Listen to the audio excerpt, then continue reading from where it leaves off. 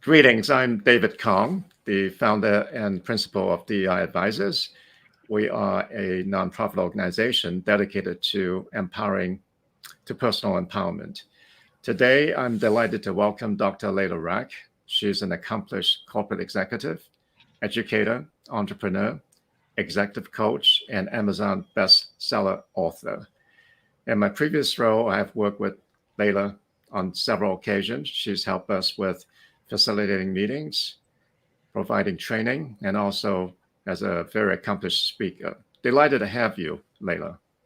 Well, thank you, David. I'm just thrilled to be with you. It's been a while since I've seen you, so this is just lovely.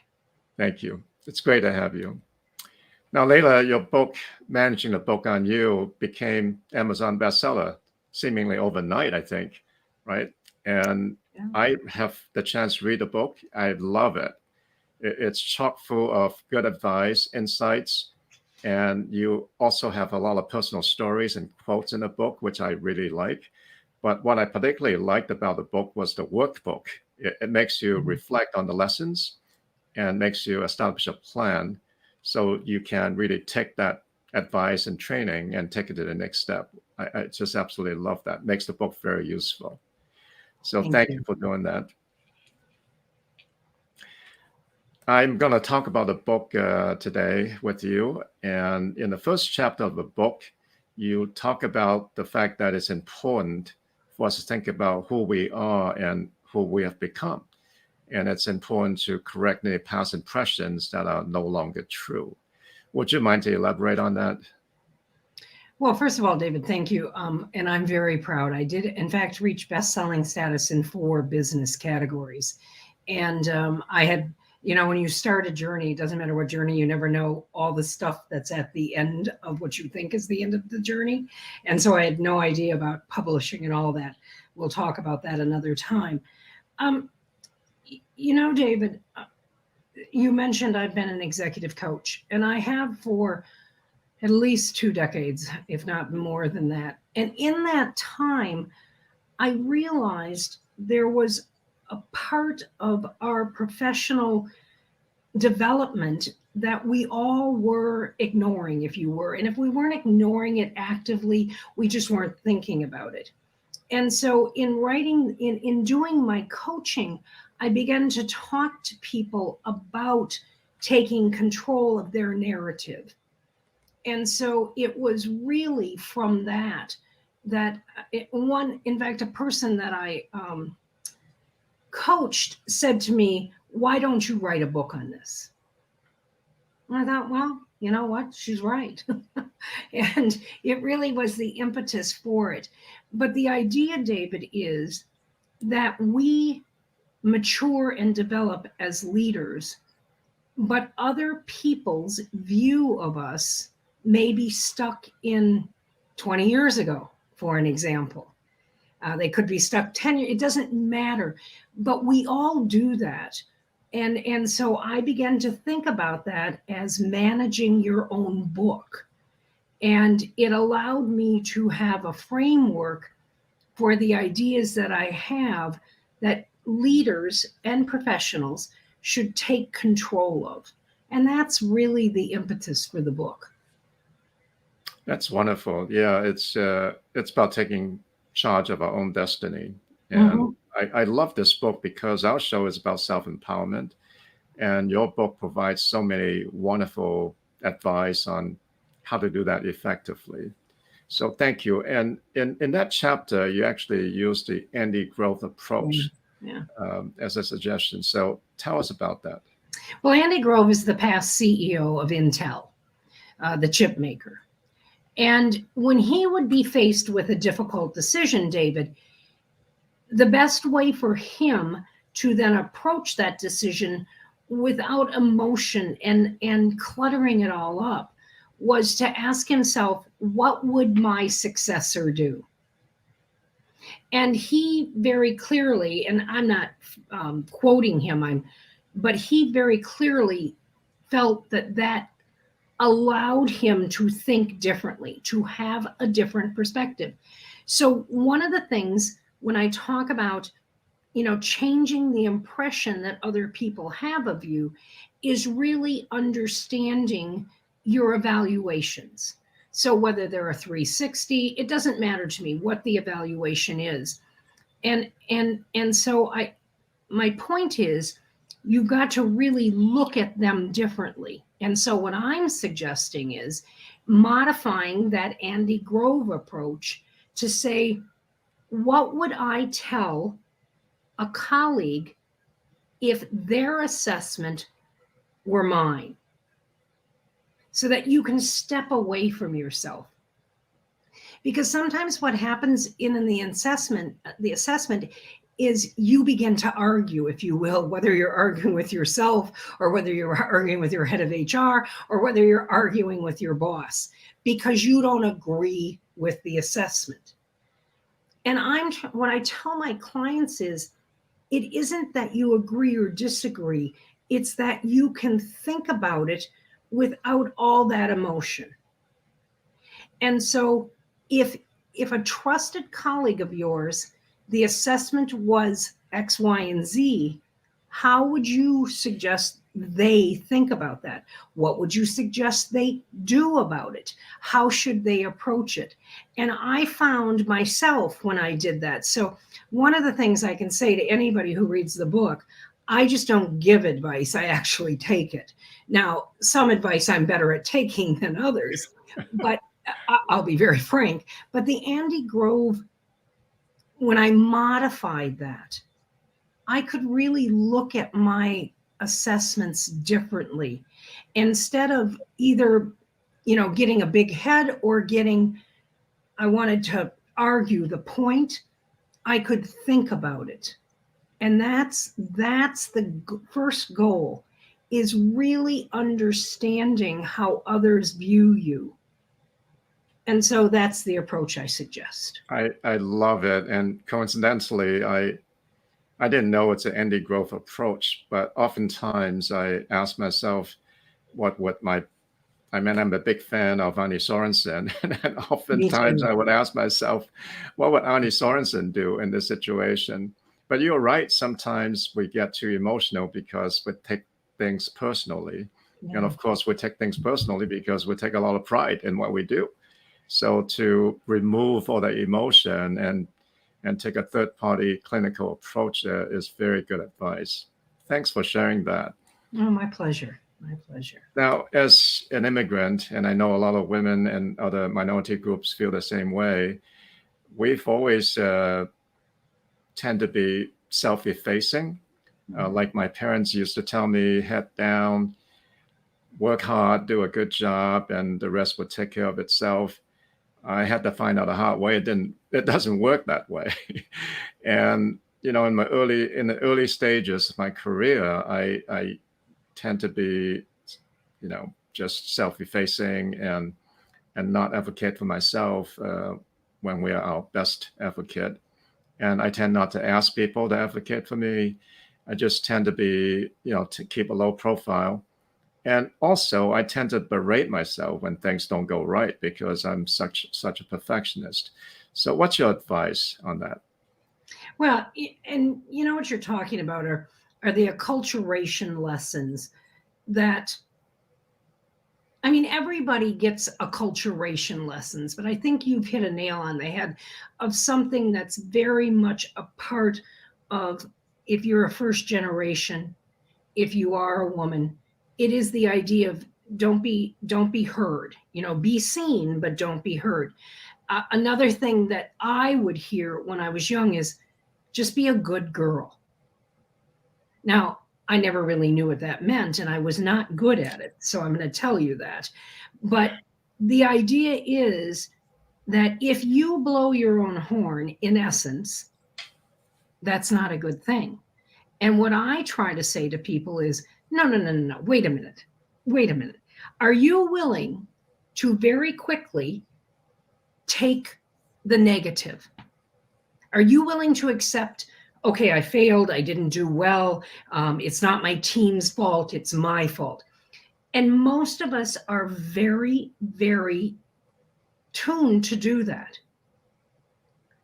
But for whatever reason, we simply will not do the opposite, which is, if you do a good job acknowledging it, accepting it. I am not suggesting you have to get a big head, but there is nothing wrong with knowing what you've done well. And I think you do have to talk to, if you'll allow me, that voice in your head, which many times is our parents. Excuse me. And many times it's our parents or our grandparents. And we all, I think, want as children to be thought well by them. I don't think that goes through our minds, but it does follow us into the workplace. When we are not part of what is the defined leadership archetype.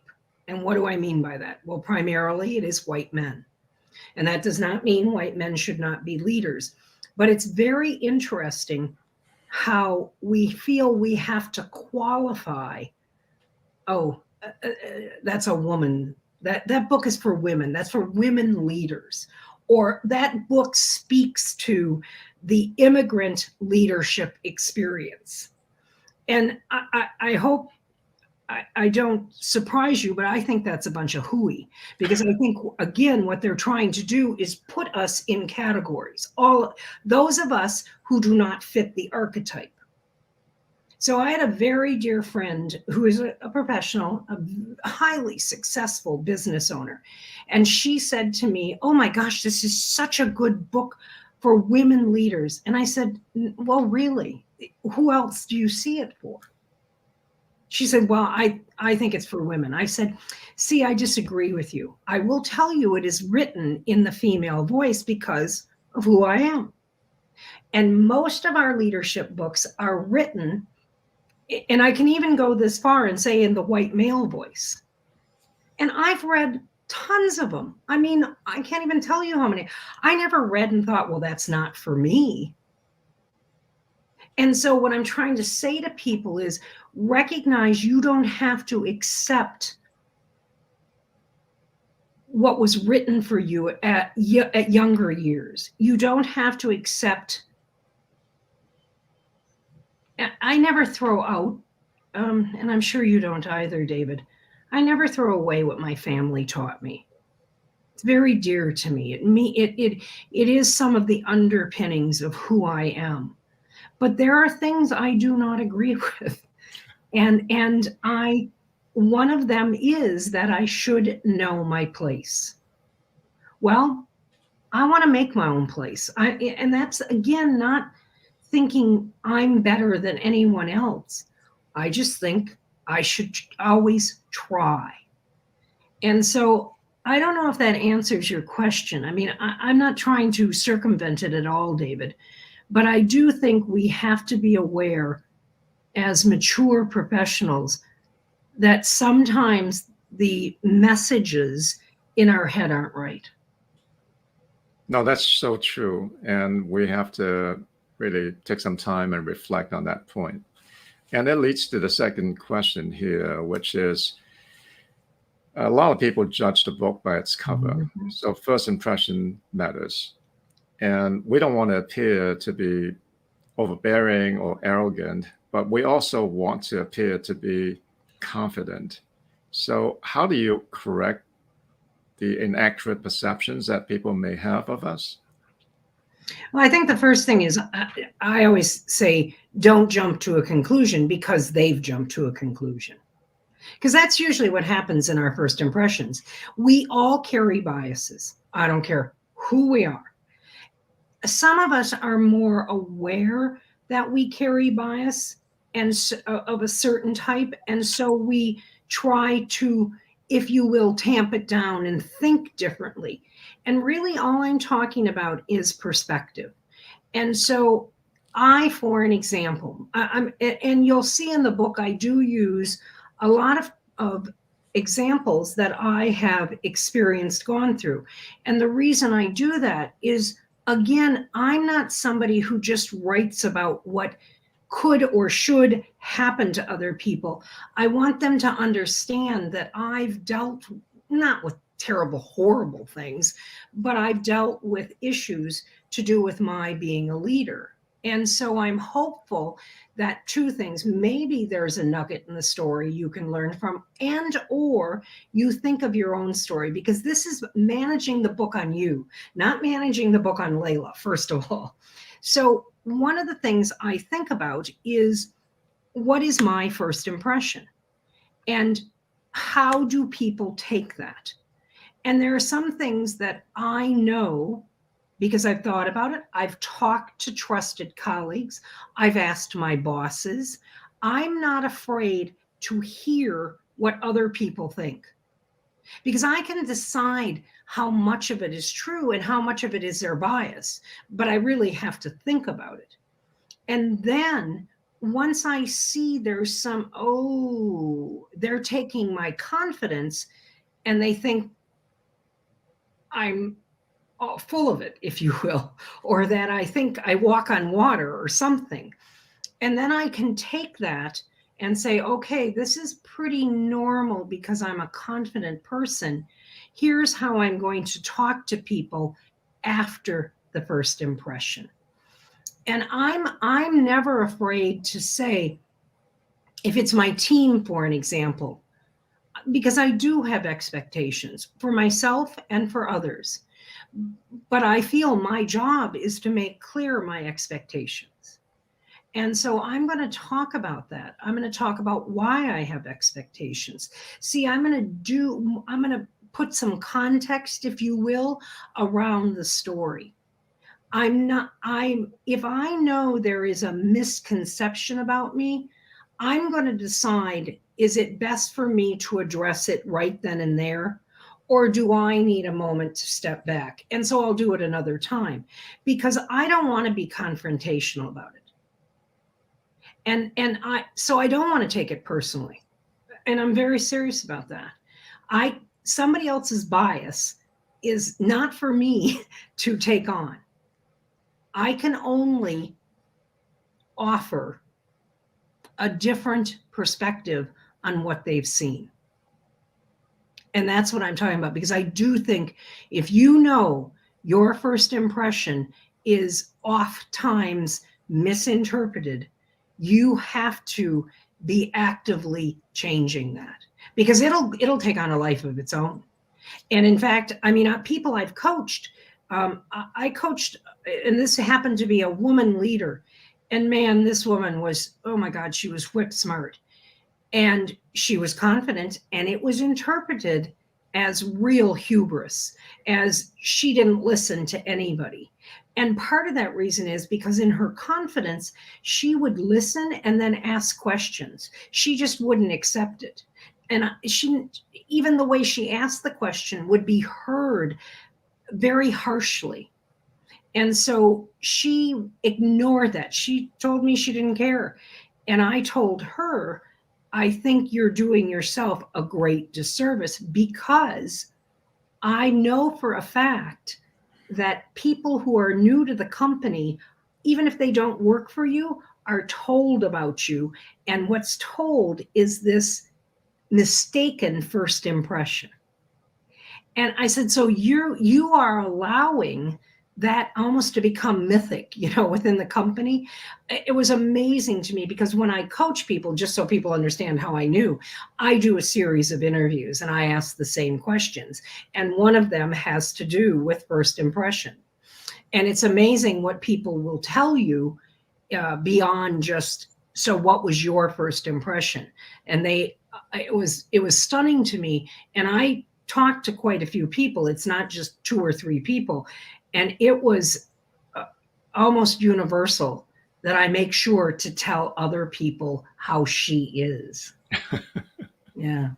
So true. I've talked to a lot of people who have done the 360, where they get an assessment from their boss and peers and subordinates, and the results surprise them because there are so many inaccurate perceptions out there. And you're right. It's important for us to understand why people have those inaccurate perceptions and go about correcting it.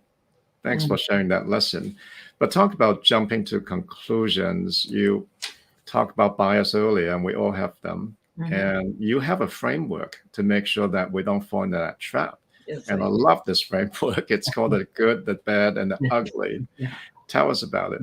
Well, I developed this framework because I realized my incredible ability to jump to a conclusion, to leap to a conclusion, to make an assumption. I was a world class. I mean, I'm telling you. And I saw what it did to my own career projection. And so I thought, well, Layla, you've got to understand this better. And so I did research, and then I developed this framework. And what did I learn? Well, there are good assumptions, and just don't even worry about them. And a good assumption is, the light's red, I better stop. I don't need it to be proven to me. I know it for a fact.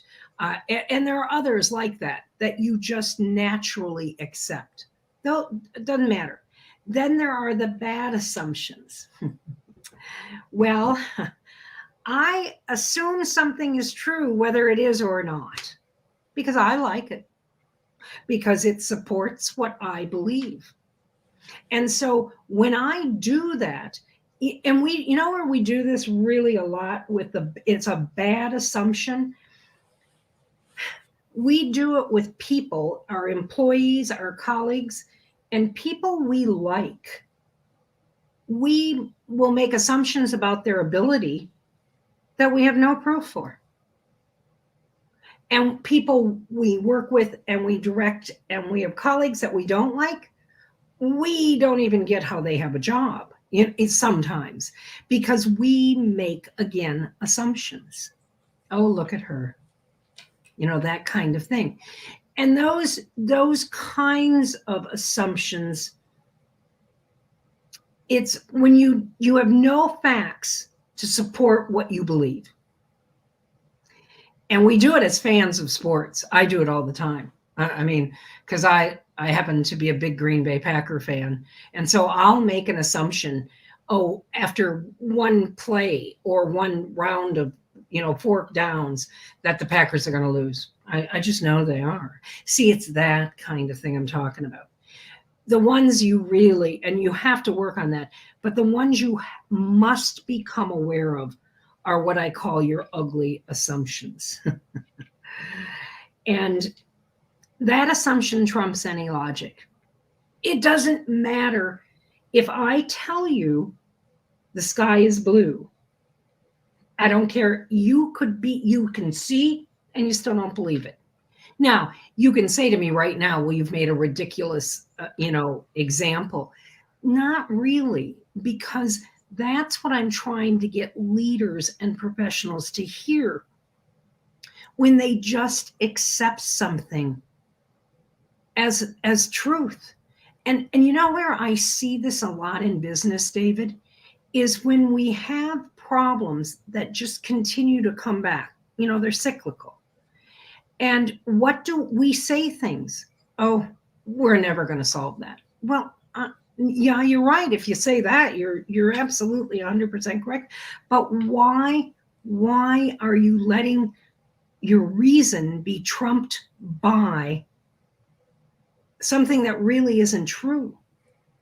And we'll say, we'll try to use old solutions on a problem. And then we can't figure out why they don't work, because, see, we're comfortable with that old solution. That's why we use it. Even though, and we think we don't have time, whatever it is. But then we can't figure out why we get what we get. But see, we've not used logic nor reason, because we just want to move on. And I use this, just so you know, David, I use this framework all the time, because periodically, all of a sudden, I'll say to myself, now, Layla, why do you believe that? And the minute I say I don't know, I know I've got an ugly assumption. Mm. Well said. Yeah. A lot of times biases become self-fulfilling prophecies, and it's really important that we're attuned to it. And your framework is wonderful in making sure we don't fall into that trap. Let's talk about the fact that sometimes minority groups feel like we don't belong.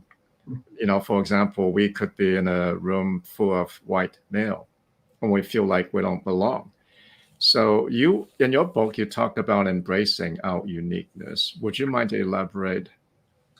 Well, I'm not going to change who I am. I mean, globally, I'm not talking about the things I can work on, but for me, I'm talking me. I'm not talking anyone else. I remember the first time I went to, I became an ad hoc member of a hotel industry group. And I was an ad hoc member because I was the host of the NYU development conference. And I went into the room, and it was a huge boardroom, enormous. And there had to be, I would say there were 40 of us roughly. And I was the only woman in the room. And I don't want to be quoted on this part, but I believe it was all white men. I believe I'm pretty confident that didn't happen till later, that there were people of different color and different ethnicities. And so we all sat down at the conference table, David, and it was like there was a secret signal that I didn't get. And seriously, like synchronized swimming, they all took their suit coats off.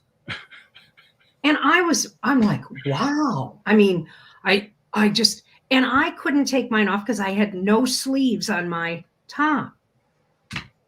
And I thought, boy, I wish I'd known. I would have worn sleeves and I could but it was so beautifully done. I'll never forget that. And I felt uncomfortable. I have to be honest with you. I realized that in that moment, everything was different about me. And that I didn't know the signal. I mean, seriously, to this day, I don't know how they all knew to take it off kind of in concert. And maybe I'm giving them way too much credit, but when you're different, you notice things like that and you try to interpret them, and it is hard.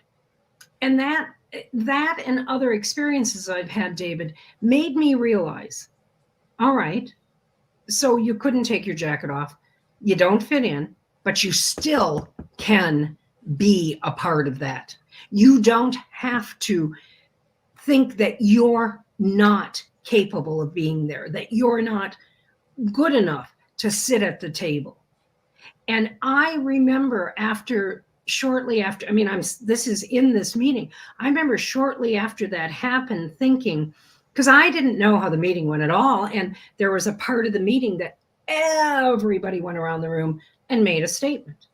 And I don't mean we're good, we're bad. They talked about the industry. They talked about something relative, trends, the economics, something. And I thought, wow. Well, should I talk about my students? Because I was at NYU, and I thought, well, I'll mention them, but I'm not going to make that the point of my conversation. And I thought, okay, what am I qualified to talk about? And I thought, Layla, why are you doing this to yourself? You see, you have as much right to be there. You were asked to be there. The other person who is an ad hoc member spoke. I think I might have been second to last for no reason that I know of. I don't even worry about it. And I thought, okay, what do you know? Well, you know customer trends. You know them well. And so regardless of the fact that I don't have a hotel brand or a hotel, I can talk about customer trends. And that I knew that I was not yet their colleague, if you will, but I knew I could be. And I have to accept that I was different. Big deal. See, it's not for me to get over, is what I'm saying. It's for them to get over. And I don't say that in a fighting way, David. I say it I firmly believe I have as much right, experience, knowledge and that's why I've been asked.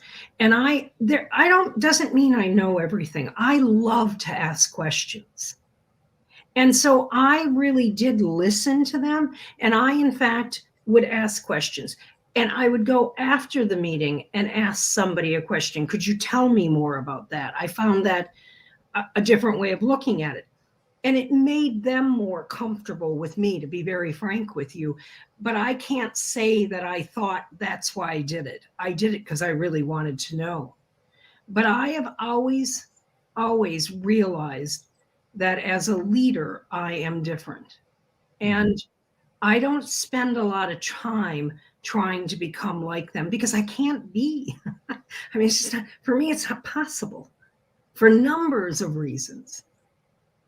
But I can be confident that I should be there. Yeah, I think the confidence is the first step. And I have actually found myself in that situation that you described many times. And oftentimes I have to remind myself, well, just remember you were invited to be at that meeting. That's right. You must have something to offer. So what is that something that you have to offer? Yeah. And besides, you've earned the right to be there. So be confident. So I very much like what you said in the book, and it's very similar to my personal experience. I appreciate you sharing that. Now let's talk about one of my favorite chapters, which is about the contagion of mediocrity. Yeah. You know, sometimes we're all fall in the rut and we go through the motion, we lose our drive, and we sink into mediocrity. And your chapter talks about how to find our passion again. So would you mind to elaborate? Well, you know, I believe in inspiration. I mean that. And I think everybody's inspiration is different. So, you know, there are people when they hear a certain type of music, or, you know, whether it's opera or classical or hard rock, it doesn't matter. They can transform themselves. They can find parts of their soul that they've not tapped into in a while. There are other people who, when they read a book, or like me, I love quotes, and they help me, I can see things differently. And I relate in the book that I was fortunate enough to go to Florence and see Michelangelo's statue, David. And it, I think, very frankly, is one of the most awe-inspiring moments of my life. And it made me think so differently. I can still see the first time I saw that statue, and it took my breath away. And I really did a lot of research into it because, you know, if you've been there, they show how the block of marble became, you know, in essence, as it transformed. I still don't get that. I mean, I have no clue how that statue in my mind looked real. And so the magnificence of it, I will never, ever understand it for the statue, but I got it for what drives a person. And so one of the things I've often thought about is how I act when I am unhappy with my job, how I act when I'm bored with my job, how I act when think what I'm doing is beneath me.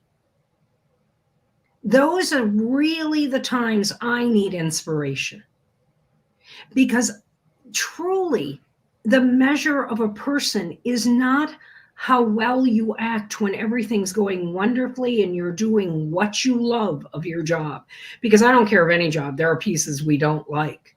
Really, what tells you about the measure of the person is how they do in the moments of mediocrity, because we all face them.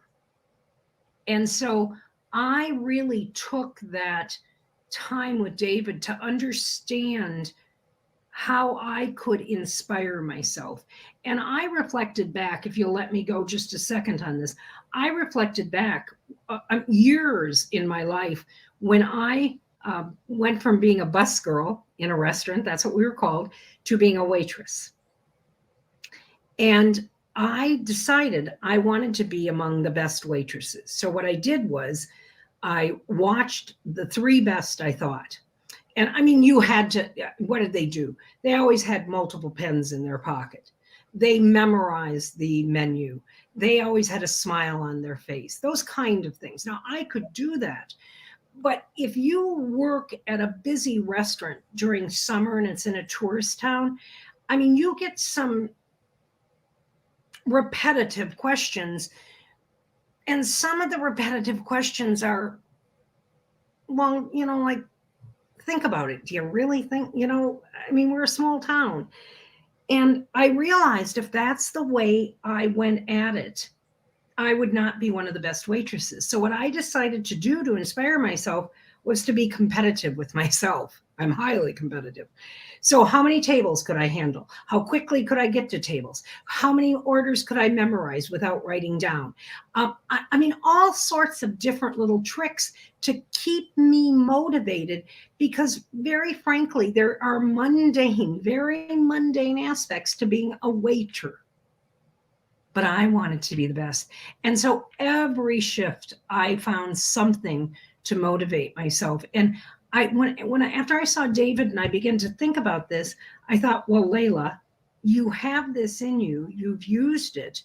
Sometimes you forget what you need to call upon. And so I realized, as I began to do research more on David, and I found another quote of him about, how it's not how high we rise, it's how far we fall when we are mediocre, and how many people we drag with us. And it really resonated with me when I was leading teams, that I could either help them be more than they were, or I could drag them down. And so I use that very much, that reality, to inspire myself. Wow. That's so true. Love your story. Yeah. And, this show is about self-empowerment. I think it starts with finding inspiration, and your stories are just magnificent in this regard. And I really like what you said about immersing yourself with things that inspire you. So you get inspired, and then finding a way to challenge yourself. I think that's great. When you're falling into that rut, sometimes you have to give yourself a new goal, an aggressive one, so you Do can you rise know what above it. inspires you? Do I know what inspired me? Yeah. People like you, and people that achieve great things and that excel beyond their means. Those are the people that inspire me. And it's interesting. The reason I asked David is because, I mean, I'm not always inspired. I mean, I think I drive myself crazy. Do you know what I'm saying? I don't mean it like that. But I think knowing what your go-to is, so to speak, when you are not feeling inspired, it can help you get back up. Yeah. That's my point in it. Yeah. And I love how you said and I also look to have people who I think have done great things. And it's kind of like Michelangelo. I mean, I'm never going to understand how he could do that. I'm serious. I never. But the admiration I have for his ability, and so I get what you're saying. I'd never thought about it like that. Thank you. Huh. Well, Layla, I can talk to you all day long because I so enjoy all your insights and advice. But we are coming to the end of the show. Mhm. So let me tell you about this favorite quote from your book. Only I can change my life. No one can do that for me. Yeah. From Carol Burnett. Yeah. Can you give us a parting advice based on that quote? Well, I think there are a couple of things I would say. It's my responsibility. See, I can't put it off on anybody else. And that's why it's managing the book on you. And so what I'm saying to people is make it your book. Know what resonates with you. But at the end of the day, it goes back to what you started with. And yes, I want people to buy the book. That isn't it. But don't buy it if you're not going to do the workbook, because it isn't going to help you, because it's in doing the workbook. And some of those chapters the work is hard, and nothing is going to happen immediately. I mean, it's all incremental change. That's what matters. It's the little shift in your perspective over time that adds up to a greater shift in your perspective. So I think you have to own your own book. And what good does it do me if I'm not willing then to do the work on it? And so in the end, you can like my book, and I'm thrilled. I mean that. I'm a human being. I want people to read it. I want them to get something from it.